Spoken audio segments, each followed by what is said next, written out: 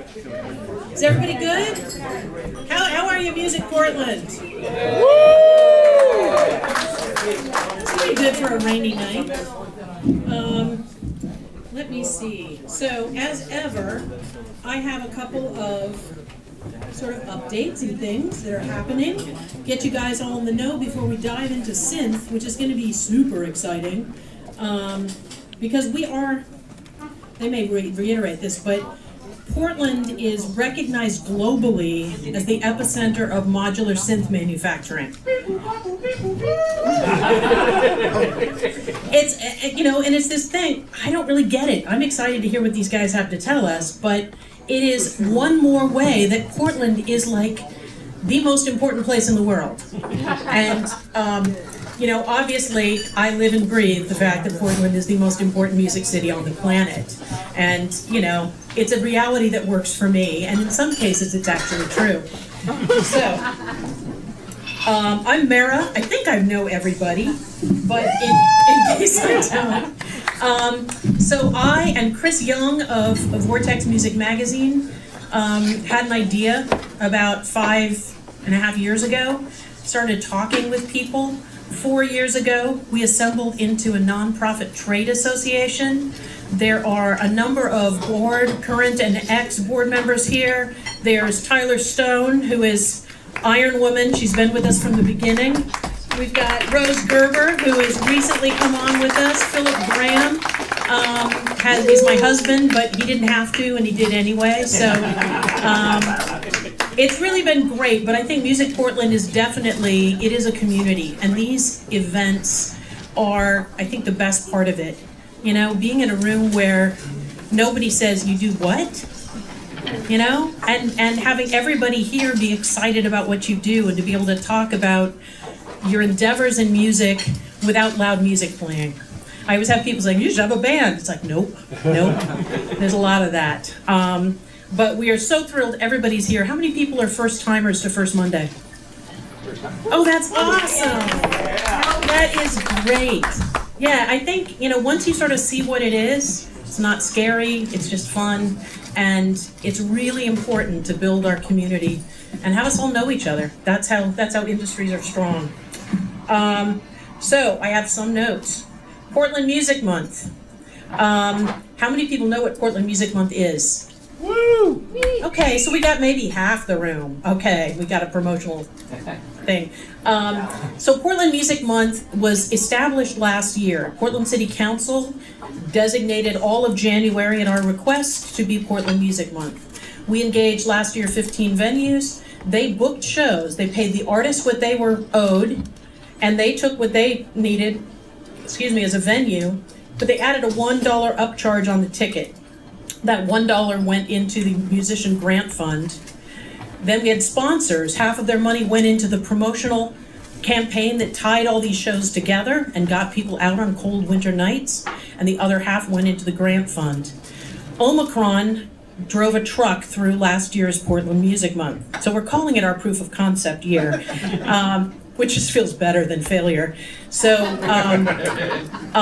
so we are coming up on our second annual. It bears mentioning that even with the catastrophe of COVID in January, we were still able to give away nearly $50,000 in artist-musician grants through the Echo Fund run by this lady here.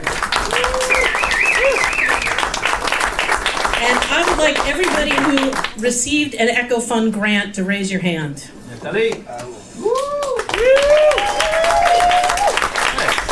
These are just incredible projects. It has been such a privilege to get to know these people and to see what they're doing. And again, it's the greatest place in the world, people. I'm telling you, it keeps on being confirmed. So this year, we already have 20 venues. And we have things like the Aladdin and the Old Church and Kelly's Olympian that have said every single show for the whole month is going to be a fundraising show for Portland Music Month. We already have more sponsors than we had last year. And you're going to have a lot more money for the fund, and it's going to be an amazing month. Because last year we had a thing we cleverly called Do Stuff, Win Shit. That tried to get people to go out, to check in at stores, to go to venues, and it was a little unclear, and we had great prizes, but it was just not clear enough, and there was COVID. So this year, we're tightening the whole thing up. There is one sweepstakes. There are 3 prizes. And every time you go to see music, or you get any of your people to go see music, the first time they get 1 entry in the sweepstakes. The second time they get 4. The third time they get 9. It ratchets up to really try and really have somebody say, okay, I've been to 3 shows this, oh God, I get 12 entries in the sweepstake if I go out tonight. I'm gonna drag my can off the couch. This is what we're going for. The prizes are waiting to be confirmed, possibly a brand new Ford car, a vintage MG convertible, a top-of-the-line e-bike, and 2 tickets to anywhere in North America on Alaska Airlines. Would that get your asses off your couches in January? We should catch up. What did you do last weekend? So anyway, so that's the concept. You guys need to be talking it up and go, okay, January is going to be awesome. It's also awesome because it is a time when there are fewer touring bands, which means more local bands get exposure. So we really just want to make this a joyful celebration, connecting the dots. TriMet has given us 36 buses from the middle of December to the end of January. It's going to be all over this town. So start thinking about it, pay attention when we contact you about it, and tell your friends about it. If you see a post on social that's talking about it, retweet it. No, we don't tweet anymore, do we? And there will be needs for volunteers. Specifically at this point, we're going to have street teams that go to these shows that have fabulous insignia wear, and if there's room, there'll be a merch table. So we'll be selling some merch for Portland Music Month, and then we want people that really can get in there and talk about what we're creating here, which is really something unique. It is a real community, it's a real sector, and the sector part of it is recognition from outside that says we are a legit commercial industry, which is what the state did. We are waiting, and it's frustrating because we're delayed. We're ready to go with the census. We're waiting on Business Oregon right now, but we've got direct contact emails to about 30,000 music professionals. We've got CD Baby that's going to be pushing it out repeatedly to all of their artists. We've got Tape Op that's going to be pushing it out to all of their subscribers. And then we're doing a whole social media and digital advertising retargeting campaign. We want to blow the socks off this. We want 50,000 people that make some or all of their money from music raising their hand in an anonymous survey and saying when, how much, and why we matter. That will change everything in this state. It will change the amount of credit we get, the amount of value that's put on us, the amount of tax credits that we get, the amount of investment, and the amount of creative funding. So it's really important. You can go to OregonMusicCensus.org right now if you have any question and just want to make double sure that you are going to hear the minute this thing opens up. OregonMusicCensus.org. So there we go. There's that.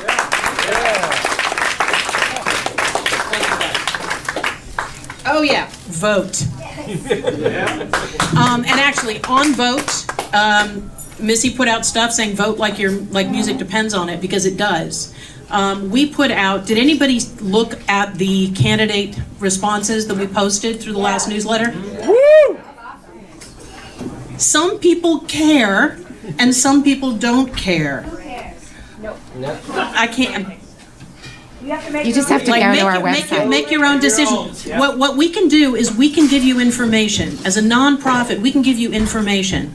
The survey, it's a quick read. Read through it. All the 2 county candidates and the 2 city candidates respond to very clear questions. Some are curious enough to have looked into things. Some are not as curious. So make your decisions. And I know music is not the only thing you're voting about. So vote with your conscience. Most important, just vote. But then also on the governor's race, it bears mentioning that Tina Kotek was the sponsor of the bill that got us recognized as a commercial music sector. And when she was leaving office to run for governor, she made sure that her successor carried it through to the finish and followed up repeatedly on it. Betsy Johnson was the sole opponent to all venue support and cut the ultimate grant money and survival funds for venues through COVID in half. I can give facts. And hopefully they're useful to you. If you haven't voted yet, you have to vote by tomorrow at 8 p.m. and you're at the point where you need to go to a drop box. If you go to the secretary's, just say Oregon voter drop boxes, there's a map that shows where they are. It can be postmarked. You can mail it until when? 8 p.m. tomorrow. Okay, all right. Yeah, it's gotta be, It has to be stamped. yeah, okay. So play it safe, get there early, don't leave it to the last minute. All right. All right, but mostly just vote, and then tell all your friends to vote, and then tell them again.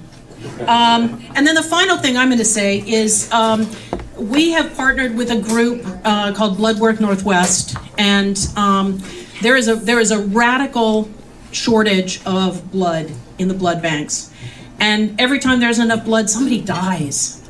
So there are these incredibly hard, complicated, divisive issues right now. Each of you in your veins has things that can save lives. And we as a music community with this organization want to stand up and say, music is in our blood. And so go to bloodworksnorthwest.com/org. Yeah, bloodworksnorthwest.org/music.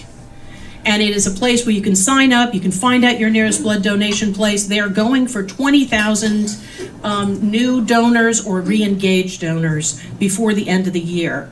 We've been a little late in promoting this to you all, but it's really important. And Seattle has been kicking our butt. It's based out of Seattle, so they got a lot of juice up there. We need to show them Portland's going to bring it as well as they are. So everybody check that out. We'll continue to send it out and put out social posts, but let's save some lives, let's do something good, and remember to vote.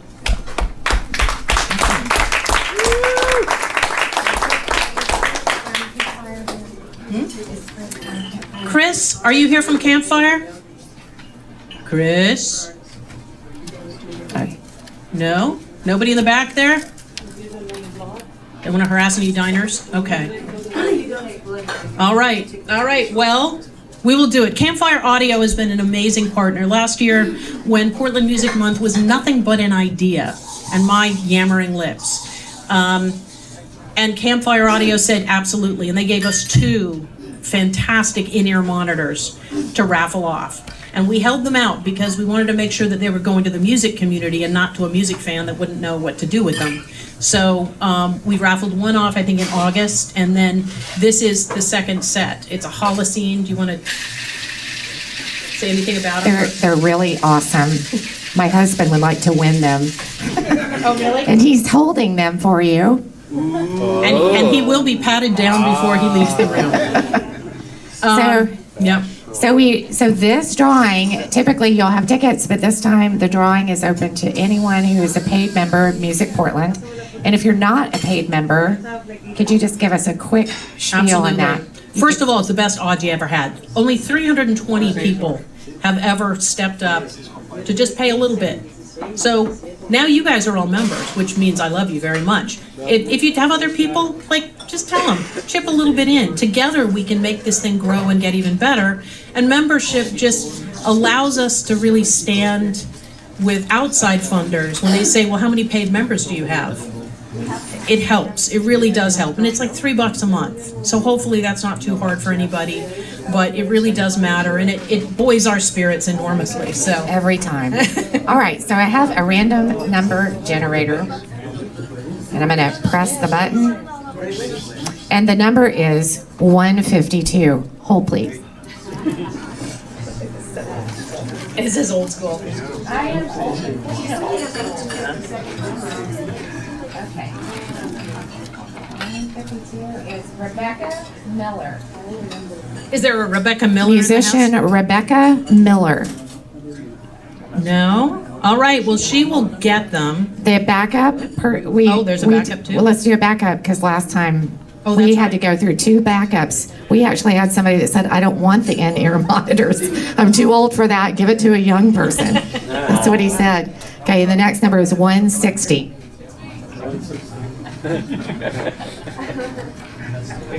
Scott Gilmore, you're the backup. All right, well, let's give a hand to Rebecca and Scott. Well, to Rebecca. All right, I'm out of here, people. Give Meara a big hand.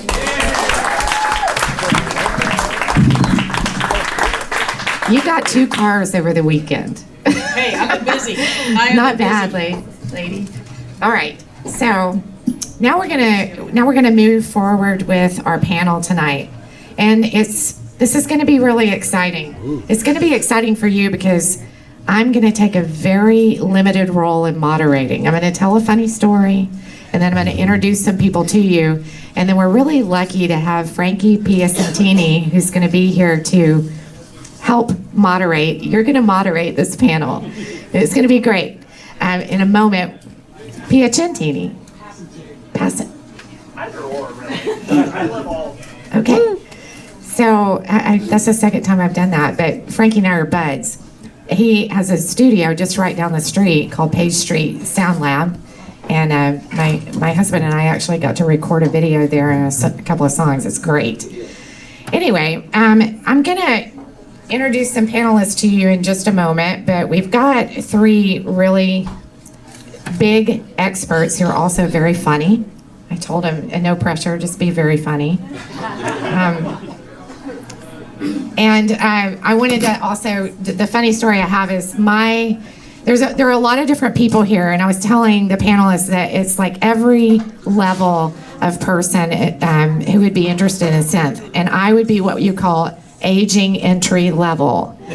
My own experience with synth is Tangerine Dream back in the old days, and so in preparation for this panel, I was like, I'll listen to some Tangerine Dream and reacquaint myself. And when you close your eyes, it sounds like a really low-end video game these days. Like it's totally changed a lot. So that was my funny story to tell you. I'm also the mother of a producer out of Austin, and he would get really upset if I didn't mention him. So my son, Troy, goes by the name Vesica, and he is an IDM glitch hop producer. And I say glitch hop because all this time, for years, I thought it was glitz hop, like it was sort of like glam rock. And I was like, Troy's probably wearing makeup tonight, you know? But anyway, he's really into it too. So I'm glad to have everybody at every entry level. And I know that there's some experts that are not on the panel too. So you will get a chance to ask some deep questions that may not get asked by the worthy moderator. So first of all, let's have Abe Ingle of AI Synthesis come up. And Abe, we thank you so much too for pulling the other panelists together. You helped make this happen. So let's give Abe a big hand. Abe is the owner of AI Synthesis, and that's based here in Portland, and he's also a musician. And then we have Ross Fish, who is the co-owner of Moffenzeef Modular, and he is also a musician. You're the funny one, Ross Fish. And then last but not least, we have Brandon Fessler. He is a musician and co-owner of Mordax Modular, which is based in Vancouver. And hello. You got it. And can you guys adjust your mics to suit you? And then I'll reintroduce you to Frankie. So let's give the whole panel a big hand.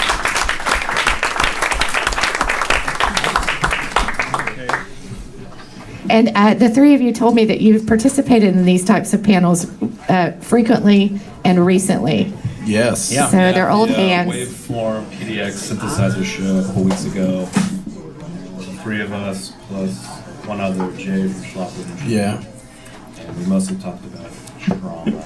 Talked about trauma and tap dancing. Funnily enough, Jay did not respond to my request if he wanted to come. Yeah. I know about both of those things. That's really weird. Oh yeah. Is it where they like combined into the same event or? Sometimes. Yeah.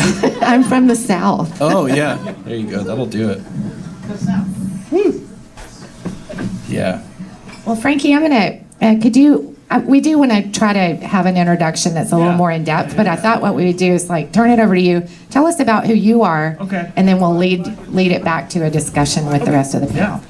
I'm Frankie. I'm the owner and lead engineer of Page Street Sound Lab, recording studio right now. Hey, how you doing? Which right down the street, kitty corner from 4MS, so we truly are surrounded. And a modular enthusiast, some would say addict, big fan of all three of your work, and yeah. Great. Oh, true. Yeah, go ahead. Yeah. I'm Abe, or Abraham, whatever you want, and I run AI Synthesis. Primarily, we do like educational DIY kits, mainly what we are known for. It's basically me, but we make modules too. I've been doing it for about 10 years. I'm Brandon. I started Mordax Systems, which is a Eurorack company based in Vancouver that makes the Mordax data synthesizer module that people know as primarily an oscilloscope, but it's a multifunction device. And yeah, we started that company mid-2014. I'm Ross. I started Moffenzeef Modular in 2015, somewhere around there. It's mostly just me. Every once in a while, I've help from other people. I started as a Eurorack company and made complete systems. And from there, I started making some desktop devices. And all of my instruments specialize in sounding broken and fucked up. Awesome. Okay, so yeah, in fact, why don't you dumb us down for a second and just explain what is synth? We kind of have this idea, but there are probably a lot of different ideas about what synthesis is. So can you give us that, Frankie? I'm sure these three could do a better job than me, but We'll correct you. Okay, yeah, thank you. Yeah. Synthesized sound, I guess, starting in the early days with analog voltages produced at frequencies of human hearing. Let's go from there. So, originally synthesizers were giant walls of knobs and patch cables. And then a really smart guy in the 60s named Bob Moog figured out what knobs that people like to touch the most. And he put them in a much smaller box and put a keyboard on it. And many of you know that as the Mini Moog, which was one of the more commonly successful ones that people know of, and it's the thing that they think of when they think of a synthesizer. But originally, basically there was a split in the 60s in two schools of thought. There were people who thought it should go more like keyboards and they should try to emulate the sounds of realistic instruments, and that is like a whole lineage of technology all the way to today. There was keyboards in the 80s and 90s and the O's that did the same thing. And there was also another school of thought that happened at the same time, divergently, of people who thought these instruments make really bizarre sounds that aren't really music, and we should keep going weirder and weirder and weirder. So since the 60s, those two schools of thought have continued to grow, and they both kind of form to a head with what we all make. So you heard us say Eurorack and modular synthesizers. That started at the end of the 90s and the early 2000s, where people said, hey, let's go back to that era where there was a huge wall of knobs and patch cables. And in that world, it's kind of like the United Nations of electronic music, where there's thousands of different companies, all with different philosophies of what should be done. But it's essentially Lego bricks that you buy and you put into a case and you make your own system. So, Yeah, yeah. it's similar in some ways to a guitar pedal scene for like people have lots of different guitar pedals from different manufacturers. They do lots of different things, and they mix and match them to create their own custom system, to make their own custom sound. And so modular synthesizers, Eurorack synthesizers are somewhat analogous to that. Yeah, and like guitar pedals, there are 1,000 different tube screamers made by different companies, and every company has to make one. Yeah. Yeah. The one tidbit, historical, is the first time most people heard a synthesizer is actually the Beatles. I'd say they're the first prog band, and that's Abbey Road. Has a Moog modular, which is akin to what we do on every single song. Most people don't know it's there. Yeah, I think that's a pretty good primer. Love it. Yeah, no, the East Coast, West Coast is a great segue to my first main question, which is your philosophy and approach to synthesis and how that's influenced your designs. Controversial. My take on this is always kind of controversial a little bit. These days, I think it's basically marketing, to be honest. East Coast and West Coast hang out. There's very few modules that are like actually, well, that's not true. So Ross's stuff is decidedly more West Coast in a pure philosophical form. If I may interrupt you for a sec, the East Coast, West Coast thing we're talking about, East Coast is like, let's make instruments that sound like acoustic instruments that musicians can use. And West Coast is like, let's eat a bunch of acid and scare the shit out of people. So it's like Buchla and but also Surge is like West Coast. Yeah. And I do want to like totally maybe divulge from that and just get into your personal. Sure. Yeah, you know. Yeah. So I make VCOs that are like Moog, and I also make low pass gate, which is West Coast. Traditionally, like if we're talking about the 60s, there are not that many. It's not true. There's like pan and scan and stuff. I don't know. There's not actually like that many quote unquote West Coast modules that were made in the 60s and 70s that are radically different from those on the East Coast school of thought. There are small differences in like the way the VCOs tracked and like what was deemed valuable. So you could call it that. But currently in Eurorack especially, I think a lot of like the East Coast, West Coast stuff is typically more marketing, and the two play together in a lot of people's systems. What do you do though? I do both. I've got low pass gates, and I've got harmonic pan and scanners, and I've got. But the umbrella for your business, I'd say, is I do education. DIY. Yeah, I'm an educational business. Thank you for walking me to that. Most of what I do is kits. Like 90% of what I sell is either kits or PCB panel sets if you want to source your own parts. That's how I got into modular. It's a very expensive way to make leaps and bloops. But your way is less expensive. My way is less expensive. So that's how I got into it, because I looked at the price of the system I wanted and I said, I need to learn to build this because I'm not buying it. And so I learned to build it. And while I was learning to build these things, I came up with a list in my head of like all the things I thought these other people could have done better. And then I realized that was a business plan, and now I'm in business. And I beat all of them up. Woo! No, most DIY people age out after like 6 years, and they go pure production only because it's so much easier. And running DIY business is a big headache. So I just that last one. That's the long game right there. Yeah. Brandon, you want to plug? What was the question? What do you do, man? What's your design You're neither East Coast nor West Coast. Design philosophy. Complicated is yours. Complicated. Technical. Yeah, so before this, I had a career as a scientist. And unfortunately, capitalism and science are buddies. And so there was no career after a certain amount of time. And I guess in doing a electronics manufacturing business, I wanted to remain learning and remain using my brain and using scientific processes.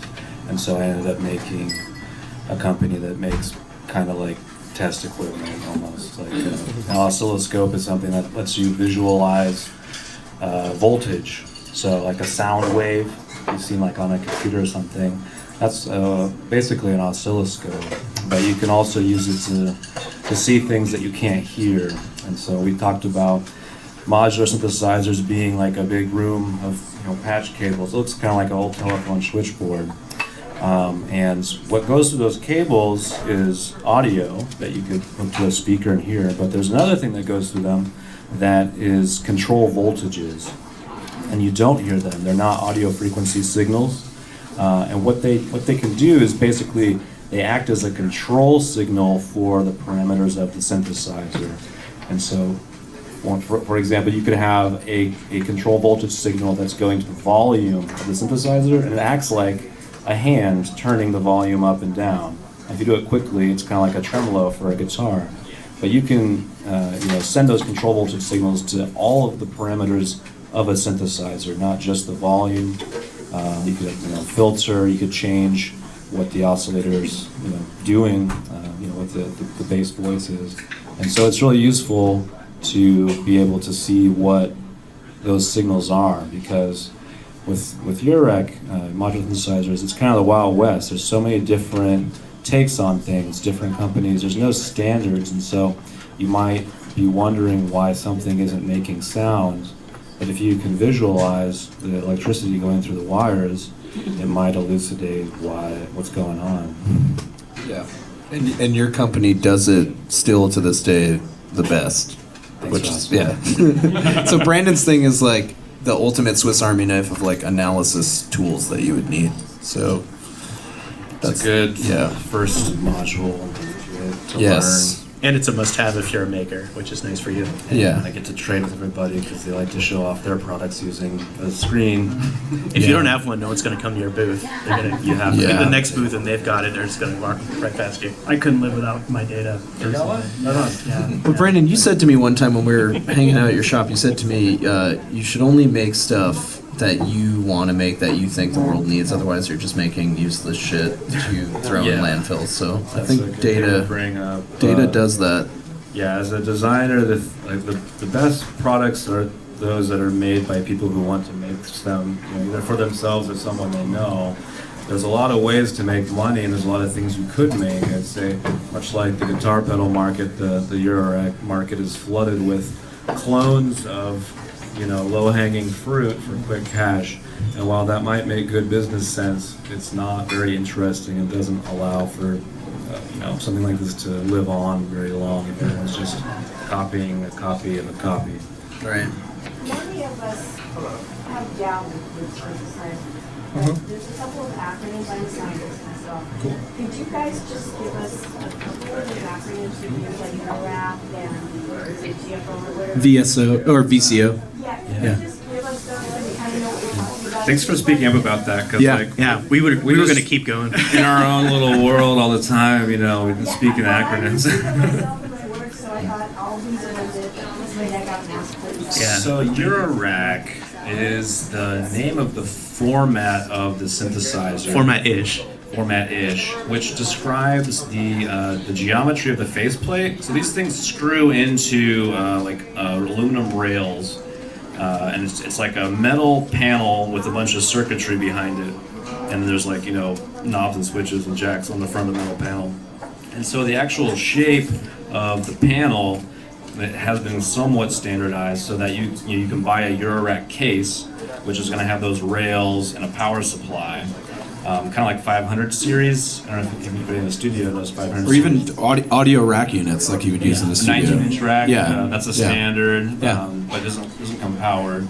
But this, it's just so you can it's going to fit kind of in there. And then, there's other formats. Over time, Eurorack kind of became the most popular one, but in the past there was the Analog Solutions, Frac Rack, there's 5U, yeah.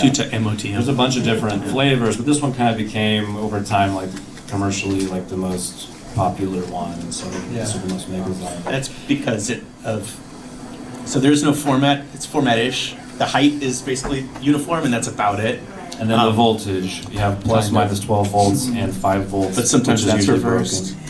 And as far as that's reversed, so it's it gets tricky. But one guy in Germany named Dieter decided he was going to make modules in the 90s, and he created what is called Eurorack, and then other people iterated upon what he was doing, but then they would do different things, like reverse the power, like not have the same, what's called peak-to-peak voltage, which is like an audio waveform goes up 5 volts and then down 5 volts.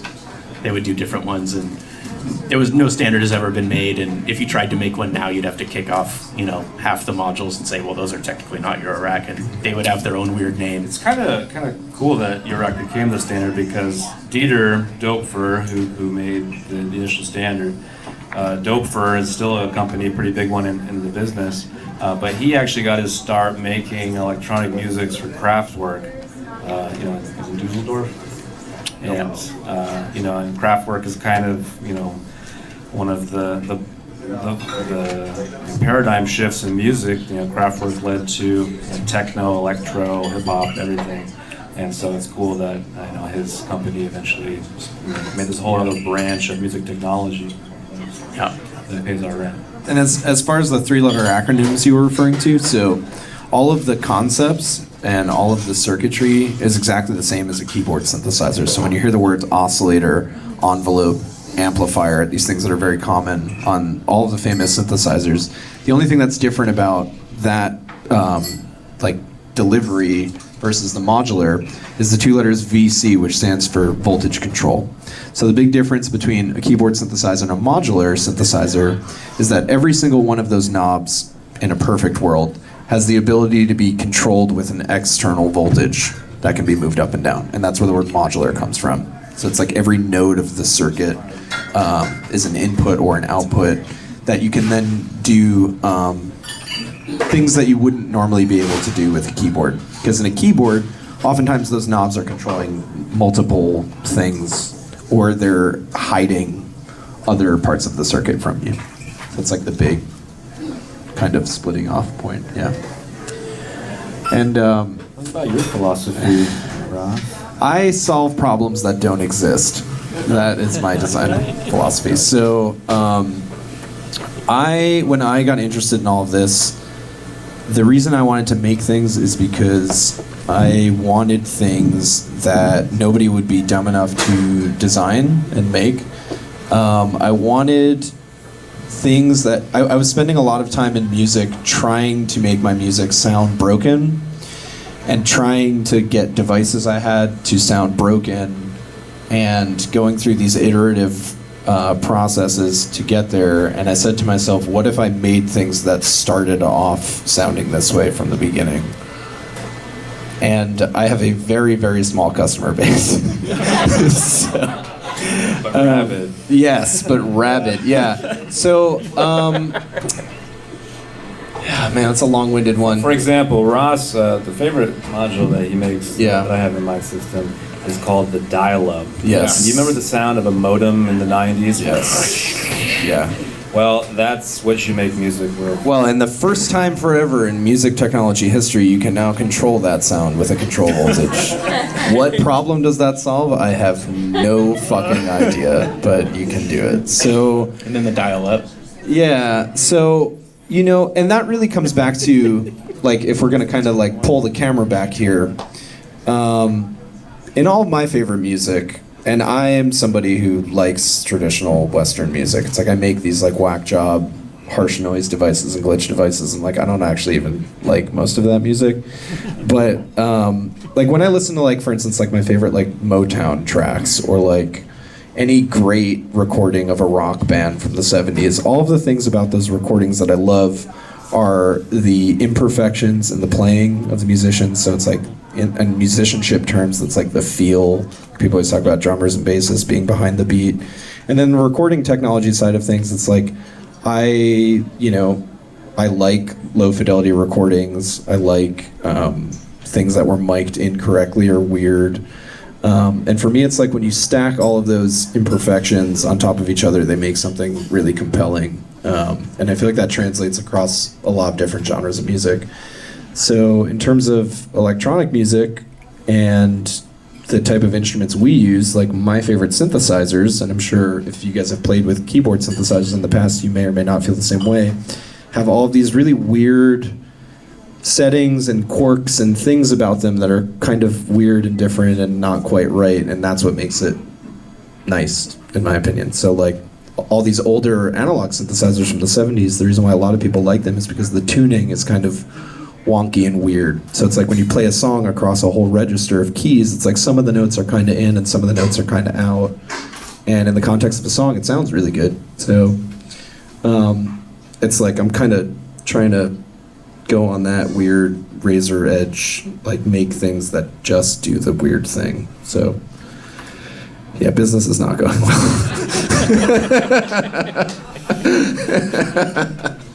So, for my second question, I have a sort of a side thing for folks wondering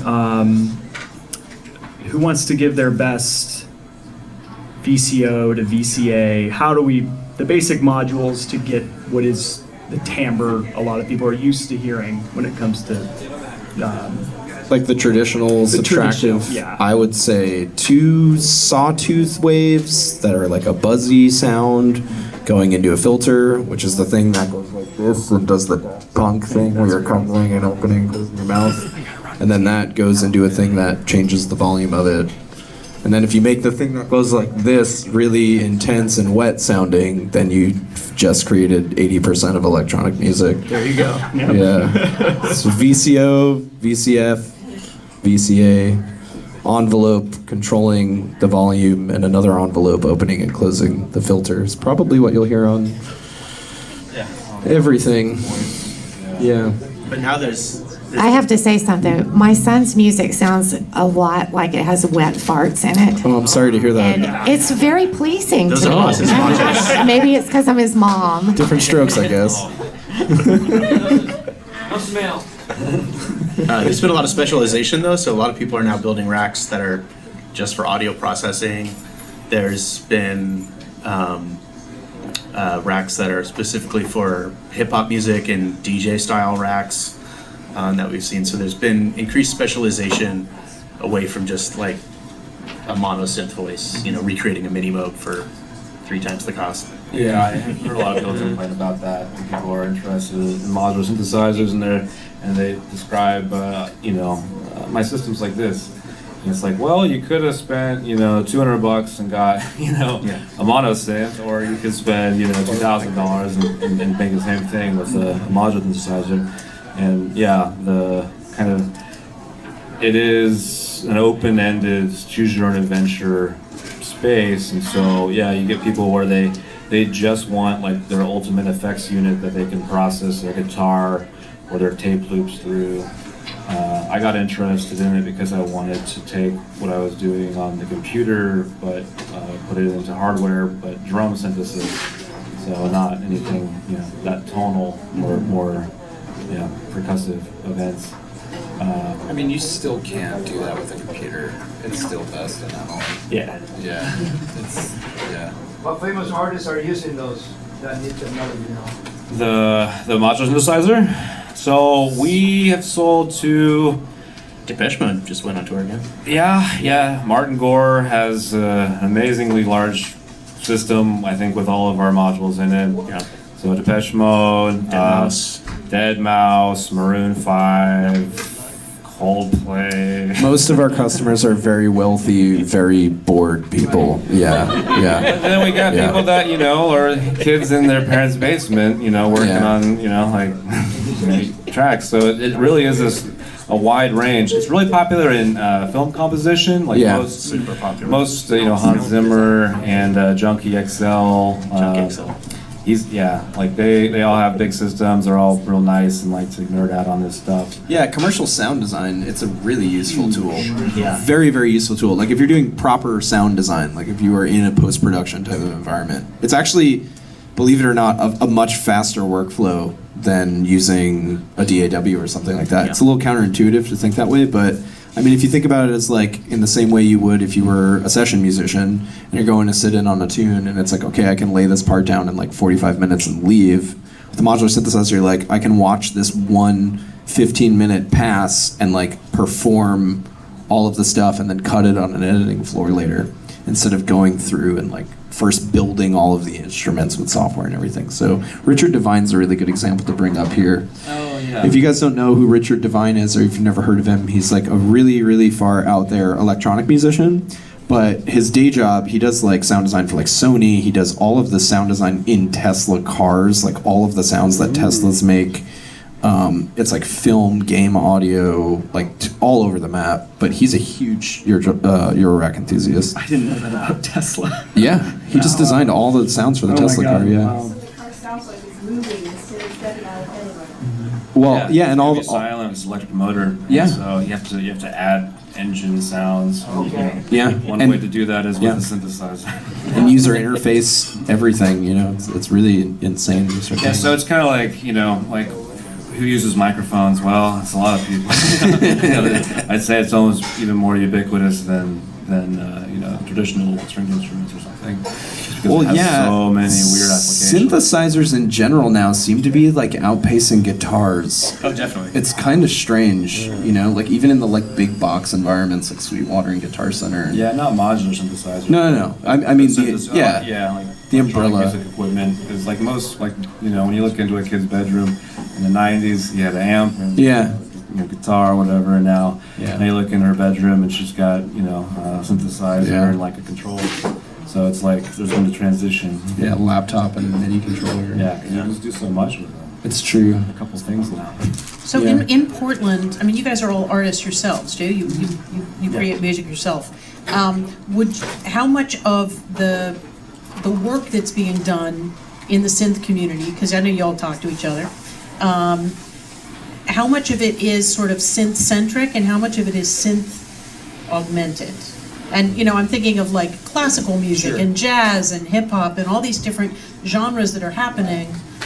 Where does synth fit in So that? we're in a very, like, the thing about this town that may apply to the people in this room, I have no idea, but we talk about it all the time. Like, we see the people we know that are making music and everything in all of these kind of very fragmented type of circles. It's very interesting that there's not really like a cohesive thing, but in the types of circles that we orbit, they tend to be exclusively synthesizer only, and it's typically one, maybe, if you're lucky, two people performing together, but it's usually one person with a lot of machines or a few machines. And it's less in the context of a band with someone who does this stuff, or like bringing this stuff into other genres of music to augment it, and more like people who are very heavily interested in this stuff, making music that is kind of made for this stuff specifically to. There's rarely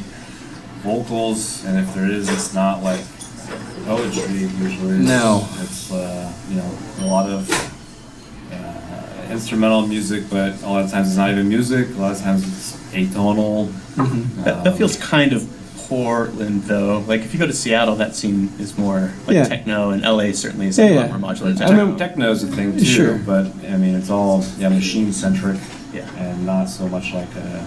But that being said, it's like there's our world, right? Which is like we have this bizarre microcosm of, I'd say, maybe 150 people.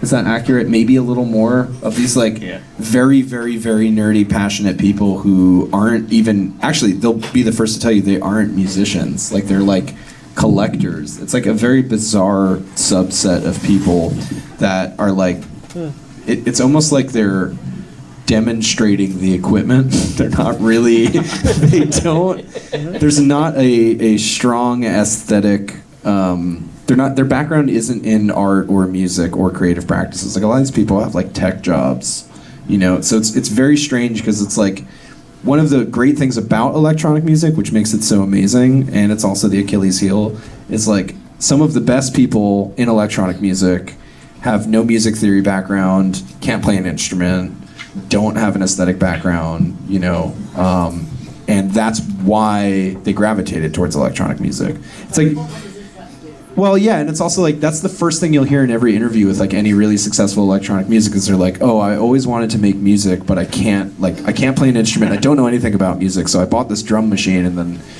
it's interesting too, because it's like when you make music with a non-musical background, the conclusions you come to and the thing you make is not made with the musician's mind.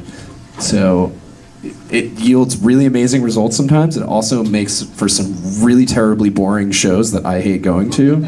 And it kind of depends on the context entirely, but I would say it's kind of one of those coin flips. It's like either it's like unleashing this wonderful creative spirit in someone, or it's just like putting toys into the wrong person's hand. Yeah. I mean, that's just me, but but it's really big. It's it's like a lot of different cultures. Yes. Every culture has its own, lexicon, its own patterns. It's like, but it's very different from traditional music. Yeah. And sometimes it isn't too. That's the other thing. Because you have people like Philip Glass. Like I'm thinking in my head now. There's like all these people who are like extremely high up the music theory ladder that like took technology under their. Yeah, well, when people actually do know music and technology at the same time, it's can be really awesome. great, Yeah, and sometimes it sucks. Yeah, or it can kill it. Yeah. Well, there's also like the dual question because like George Harrison didn't have any music training. Sure. Or theory. Sure. He couldn't talk to you about that, but he. I mean, dude, it's almost like. Yeah, like right. In the environment. You write it. I mean, a lot of the best musicians. The old lessons when I was a kid, but Wonderwall's awesome. But yeah. Not the Blur or whatever those fuckers are. Wonderwall? That's George Harrison. Oasis. Oh, wait, yeah, not Oasis. George Harrison's. Oh, okay. When at post Beatles, he had a modular, and he was the one that got them to buy the modular, and then he had a side project called Wonderwall. About Temporary Secretary. Oh, that album slaps. that McCartney record is really good. Yeah. Or yeah. Who did just this called Sample and Hold? Is that Neil Young? Yeah. Neil Young did a Trans album. Trans rules. What? I didn't know Neil Young. There's that fad period. Go listen to Trans. It rules. Yeah. Come on over. I've got it on vinyl. Yeah. Human Highway. Wow. That's good shit. That's wild. I have some serious things to consider. It's like a galaxy. It's like infinite, like every location, every, music scene around the club, like it's all so different and there's similarities, but like. I mean, it's also a tool at the end of the day. It's like how many people, like you put a guitar into a million different people's hands and what do they do with it, It's just interesting, like the thing that I find interesting about synthesizers is how many people we interact with in our weird bubble that are not musicians. Like an overwhelming majority of the people that I interface with are not musicians, and it's bizarre to me. Yeah, most people I know that don't, write music on the staff. No. Even really. Yeah. She's saying get these guys on track. Yeah. A lot of people use it as a really expensive stoner toy, and it's great as that. Yeah. It's one of the best stoner toys you can get. It's really expensive, It but is it's really awesome. expensive. I think there needs to be some attachments. What do inquiring minds want to know? Yeah, I mean, I'm pretty much ready to open it up for Q&A, but Inquiring minds. yeah, I guess. Yeah, let's just jump to that. Yeah.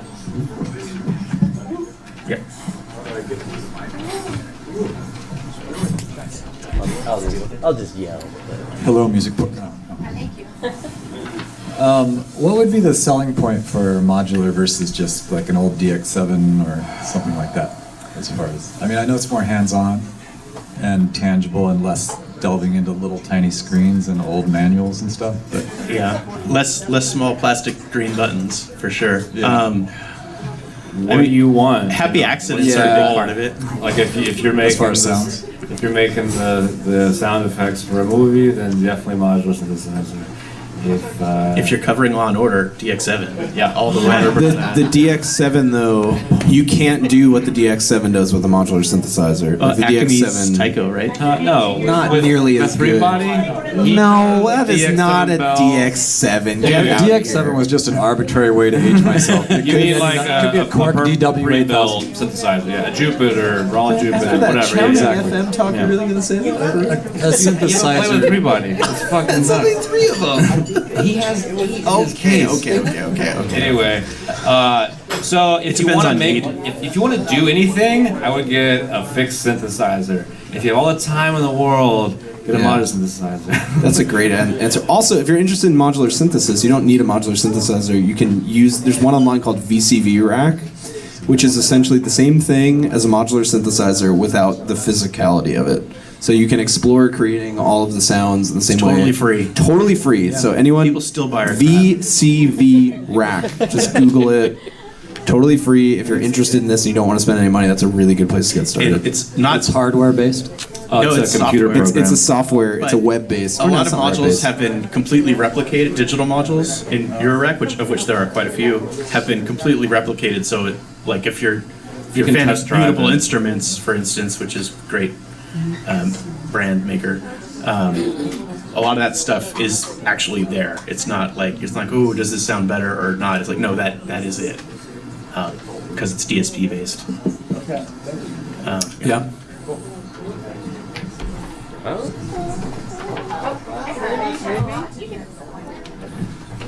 Well, I think that's that's about as long as it's gonna go. As people trying to make something and sell it to musicians, or in your case, not musicians, what are some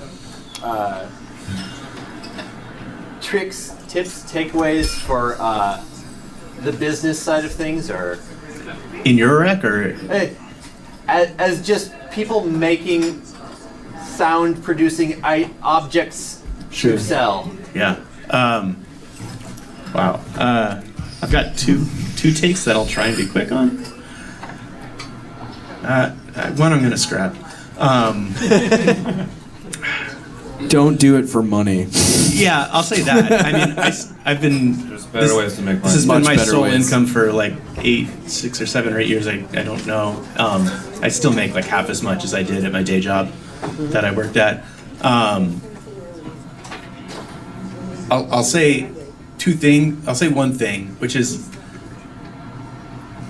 business sense really matters. So like if you're getting into making instruments so that you don't have to do like customer service or stock management or accounting or custodial or any of that crap, but spoiler alert, that's 90% of your job. 98. You spend very little time actually designing a cool thing, and you spend most time sweeping the floor every week so your employee doesn't get pissed at you.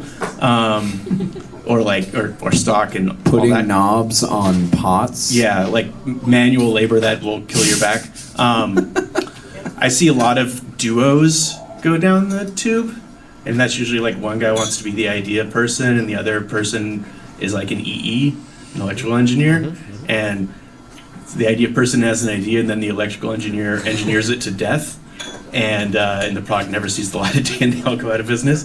I see that a lot, unfortunately. But I think the main thing is the companies that I see are successful. The people behind those companies have a good business head on their shoulder, and they could have made a lot more money doing anything else virtually. And don't do anything digital right now. That's number one. We touched on it a little bit, but you make something that's useful. You make something that you really believe in, you really want, you think is good. That's what works. That and timing and luck. But like that's the critical thing, because you see a lot of companies, especially larger ones now, kind of treading water, trying to figure out how to sell the thing to musicians in the market. It's like, like products that are designed by meetings, not so much. The other thing too that I think about all the time is like, you gotta be honest with yourself, and if you really are interested in this, it's only about the long game. It is not about 2 good years, 3 terrible years, good selling product, miserable selling product. There's no rhyme or reason to why something does well. There's no rhyme or reason to why some months are better than others. I've talked to Brandon about this. If you chart sales, it is complete chaos. There's no pattern. Don't do it. There's no business model that is correct, because that's just life. There is no like A, B, C, D, this works. And you have to be comfortable with riding a completely chaotic wave for a really long period of time. And you have to have faith in yourself that if you are going to do your thing, whatever that means to you, that as long as you stick to that and are sincere about that and do it for an extended period of time, eventually, however big your audience is, even if it's 50 people, they will find you and they will be dedicated.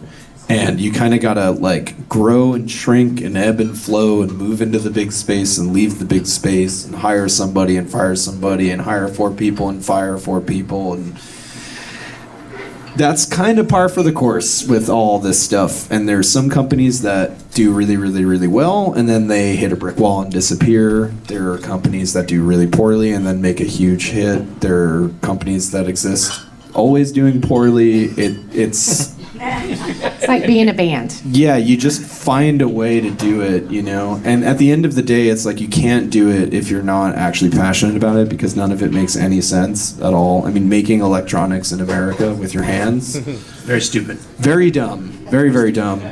If you have infinite sums of money that you can just use this whole thing as like a giant tax write-off, then Please stop. Don't get into it. Well, I was gonna say you'll have a successful synthesizer company in 3 days.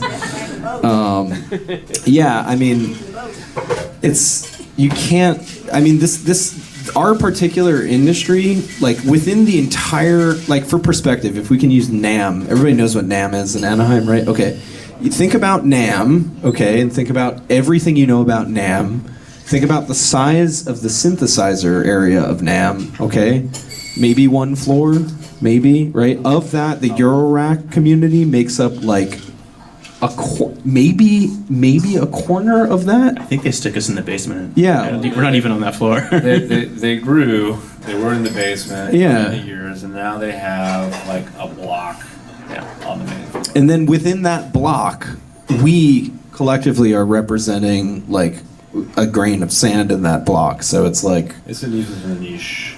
yeah, you know, and I'm sitting here telling you I make broken shit. It's like I'm like an NPC at this point. You know what I mean? I'm just like some like, heard you like synthesizers. You know? Yeah, it's ridiculous. I need 5 red carrots. Anybody have Yeah. a question?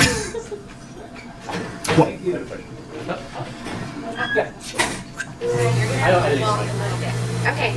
We'll do it for everybody. We'll do it for everybody, just so they can hear you. Yeah, no problem. So you mentioned don't get into software, and y'all have. Yeah. Yeah. You mentioned don't get into software, and then you obviously do hardware for a living. Can you comment on VSTs and virtual instruments and how that could be a gateway for people getting into modular and getting into synth, and your stance on that as an application for making music? I think they're great. A lot of our customers are people who work with computers at their job, and they want to make music, but as soon as they see a screen, all their juices get drained out. That's a huge part of our user base. Just the fact that it's physical and there's not, the only screen is a little data screen. It's his module. I don't do that anymore. I mean, I still look at a screen a lot of the part of the day, but it's not stressful. So I use Ableton, and I love it. And I use a Rode sometimes, and I use guitar sometimes, and I use analog synths and VSTs and modular, and they each have their little roles to play in my fake little band up here. But I love VSTs. I think they're great. Computers are amazing, and using like what you can do with a MIDI controller and a laptop in this day and age is like it begs the question, why bother purchasing anything else? And I know people have said that time and time again. I mean, if you download Arturia's, what is it, Analog Lab or whatever, is that what it is? Those sounds are excellent. I've A/B'd them with the real hardware synthesizers, and like, sure, I can hear a very, very minor difference. The average person listening to your song doesn't even know or care about what gear you're using on it. So I think just for the fact that you can get working immediately and get to making music as quickly as possible is reason number one. You don't want to have anything that impedes your ability to write a song or play it, if that's your objective. So yeah, VSTs are great. Yeah. Yeah, computers are really powerful now and sound really good, but we spend all of our time in them, and it's, when you get your TikTok or Facebook notification while you're like, you plug in an amplifier and a guitar, and it does the thing. You turn on your Rhodes, it does the thing, and so people want that with these other sounds too. And the tactile nature of it, the physical objects, are inspiring. The design of these things are inspiring. So there's people that are purists that say never a computer with my music. There's people that say these are both useful tools. We use them both. And people that say, hey, I got my laptop, my MIDI controller, and a Grammy. We're good to go. You know, like there's a whole spectrum of users, and it's very personal. But it's cool how computers like VSTs and stuff have democratized recording studios. When you think of in the past what it took to make an album in a recording studio, very few percentage of the Earth's population had access to a tape recorder, multi-track tape recorder, a synthesizer, an engineer to run it. And now, kids can have Ableton or whatever, Fruity Loops in their bedroom and a controller, and are able to express themselves. So that's really good, really powerful. One thing I will say is it's very telling when you open up a tape op and you see the full page Ableton ad, and it's a whole room full of gear, and then like the little Ableton screen is like this big in the center of it. It's because some of those things are compelling to make music, and one of those things is not very compelling. And if that ad was the Ableton screen, that would be a very bad ad. It's gear does, if you're a musician, it's like certain pieces of gear, it's like, I want to touch that Rhodes, it looks nice, I want to play it, and it will inspire you. There's also, like, now that I'm thinking about it, like, one thing that is missing from the VST experience is, and this is actually an important point to bring up, not everything about these instruments is about the sound that they make. A lot of it has to do with how the object itself entices you to engage with it. Because I'm like thinking about that now, it's like Tangerine Dream, which you brought up at the beginning, so much of the Tangerine Dream sound is the fact that they had a 16-step sequencer that was looping over and over again. So it was like they're forced into this physical box of like, well, this is what I have, and it goes do do do do do do do do do do do. How do I make this interesting for 45 minutes? Yeah, so I actually forgot about that point because that's actually a really important one. So if it's the sounds you're after, there's nothing wrong with VSTs. If it's the experience you're after, that's kind of a different conversation because there's also different workflows too. Like using all analog sequencing and shit is like totally different than using MIDI. Yeah, that comes up a lot. Yeah. People talk about this as like the blank canvas effect. When you open up the computer and in a DAW like Ableton or Logic or whatever, and like if you can do anything, you have every possibility open to you, and it sometimes can be inspiring to have the constraints and what can I squeeze out of this limited box or whatever. Mm-hmm. So does anybody have any final questions? And Patrick, come up to me, okay? Copy this.